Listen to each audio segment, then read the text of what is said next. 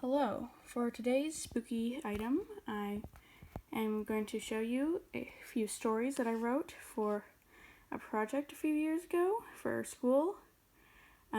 These are the originals. They're short and have a few mistakes, like the woods are very at night. The new versions I have rewritten have less of these mistakes, probably none, I hope. A few of them, and okay, the screen is frozen. What? But I'm gonna be reading the three stories, and that's about it. Okay.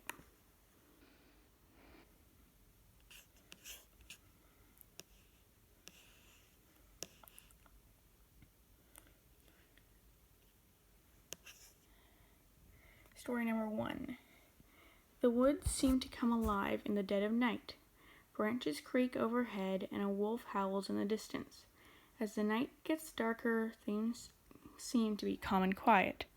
But the trees block the moonlight to make the forest pitch black, and the light of the flashlight just makes everything else even darker. Even with the terrifying silence of nature, it was the perfect night for camping, and this is what Joe and his friends did. For the night of the camping trip, they decided to make things a bit more interesting with a game of Truth or Dare, and Joe chose Dare. His friends weren't the nicest and sent him out into the darkness and with the dimmest flashlight they had. He was meant to walk until he got to the lake by the campsite, but not to walk on any of the big trails or he would fail the dare. My friends would never do anything dangerous. They would never dare me to do anything dangerous, he thought. There must be a camp close by. Suddenly, he saw a faint light up ahead. Assuming that he had gone back in a circle to his campsite, he went to get a closer look at it.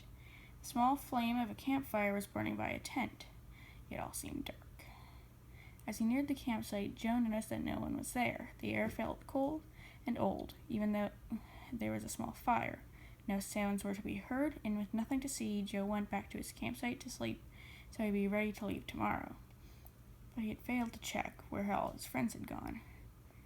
As he started to fall asleep, it sounded like a car filled with people was outside, partying and just screaming. When he woke, nothing was there. No people, no campsite, no road, just the smell of something had burned away long ago. That was meant to represent fear of abandonment. Just remind you that I'm bad at naming things, and all the names are just random, the first thing that came to mind when I was writing the story. Story number 2. Supposed to be fear of closed spaces. A strange new door had appeared in his hotel building.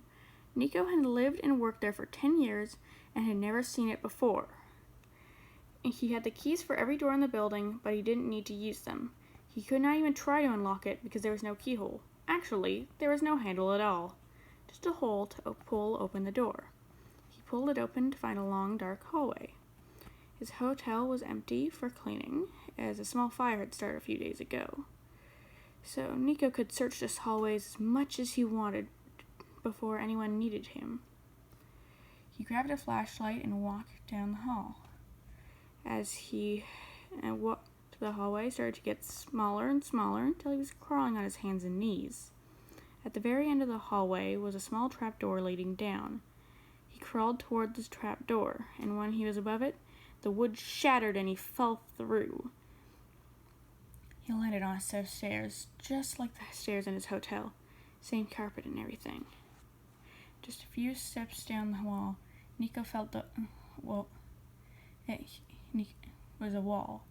Nico felt the wall and it was cold. He pressed his ear to see if something was behind it, but as soon as he did, it was hot with flames licking at his face.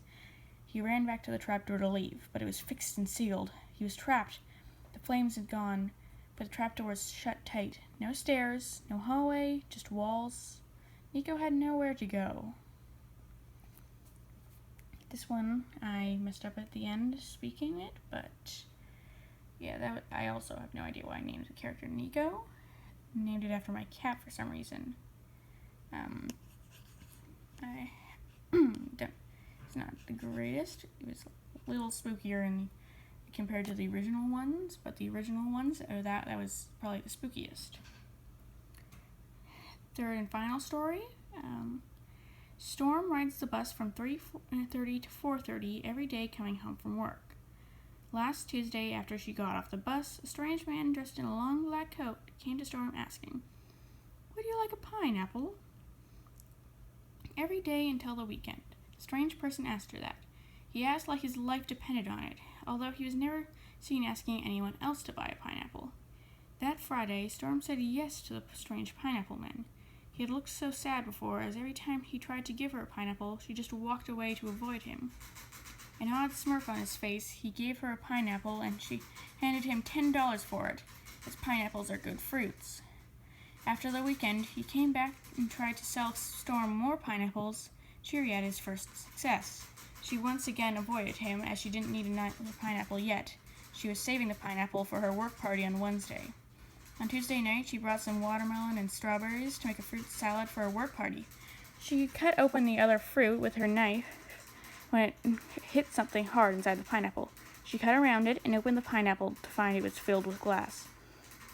In fear, Storm ran downstairs to grab her phone, fumbling and shaking with terror.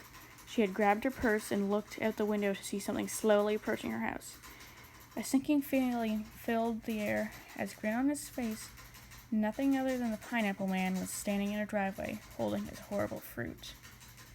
That one also doesn't make sense, and if you're wondering what that noise is, it's this rabbit shaking around for some reason.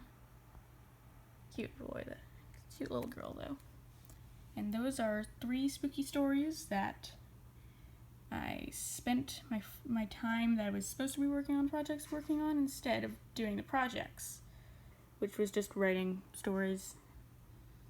So I just rewrote stories instead. But it wasn't really an important thing to do. And that's it. Spooky stories. Come back tomorrow for something else spooky. Enjoy your spooky season, and goodbye. It's me, LuckyCat_4.